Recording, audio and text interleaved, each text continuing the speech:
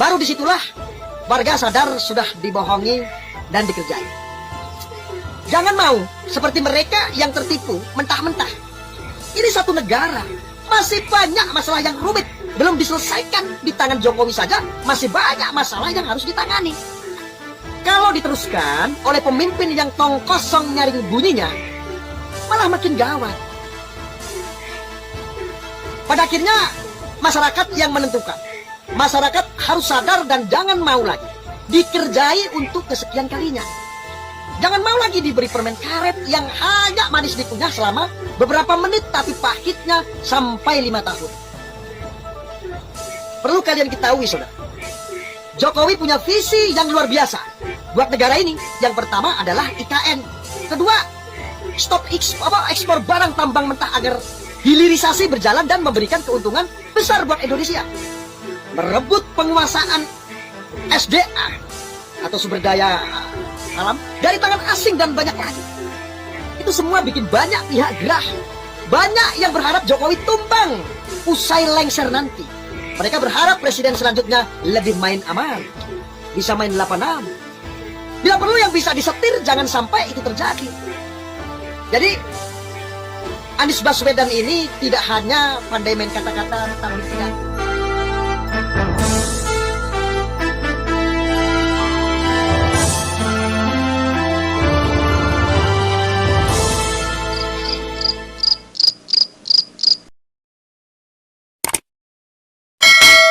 Anies Baswedan nama satu ini selalu tidak pernah kekurangan bahan cerita.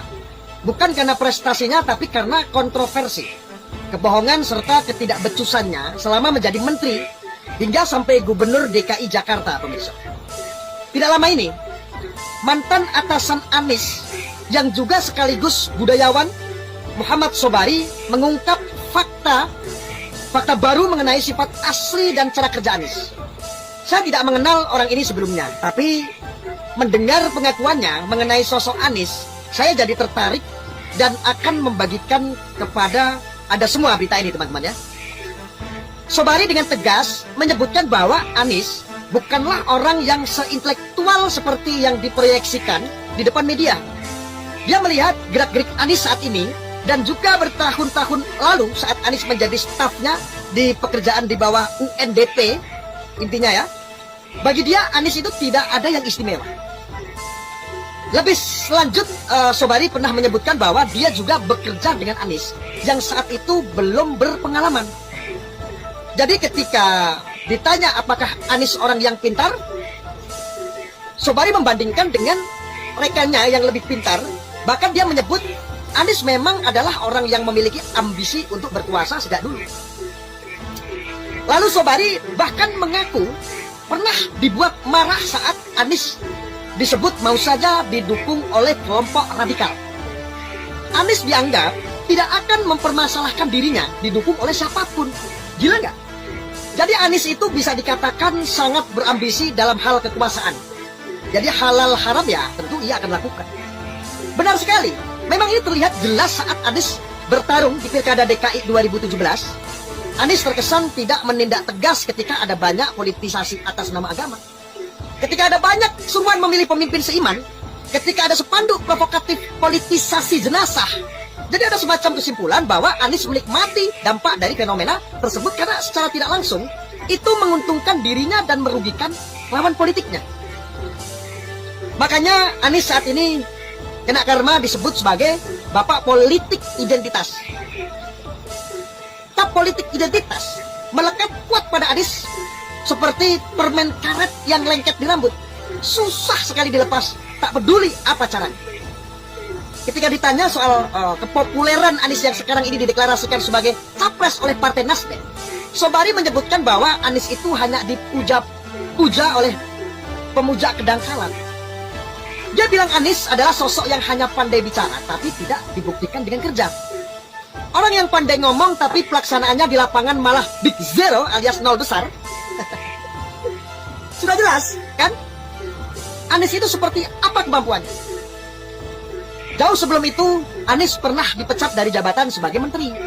Semua orang tahu, berita cukup menjangkau banyak orang.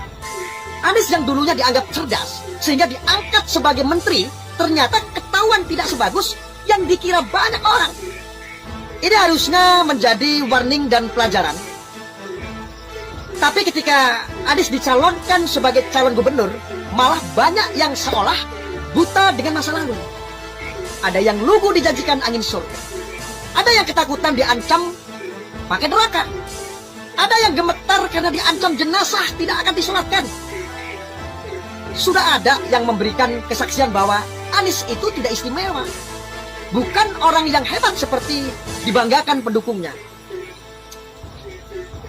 Kita juga sudah menyaksikan sendiri apa yang sudah dia lakukan, pemirsa, dan ia berikan pada warga Jakarta.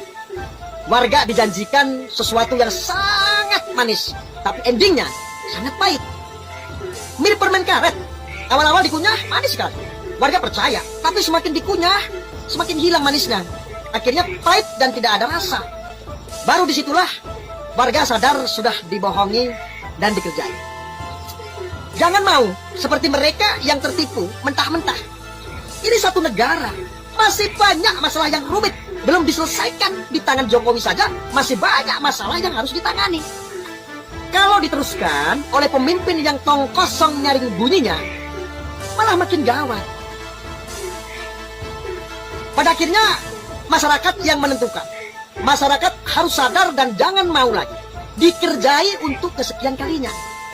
Jangan mau lagi diberi permen karet yang hanya manis dikunyah selama beberapa menit, tapi pahitnya sampai 5 tahun. Perlu kalian ketahui, saudara.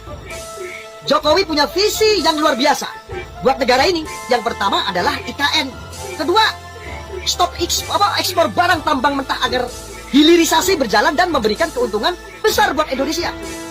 Merebut penguasaan SDA atau sumber daya alam dari tangan asing dan banyak lagi. Itu semua bikin banyak pihak gerah. Banyak yang berharap Jokowi tumbang usai lengser nanti. Mereka berharap presiden selanjutnya lebih main aman, bisa main 8-6. Bila perlu yang bisa disetir, jangan sampai itu terjadi. Jadi Anies Baswedan ini tidak hanya pandai main kata-kata, tetapi tidak bisa bekerja. Dan ia juga digelari sebagai bapak politik identitas. Dan jika Anda tidak percaya, Anda bisa searching di Google. Kembang Google itu ketika Anda mengetik gubernur terbodoh, pasti yang muncul adalah Anies Baswedan.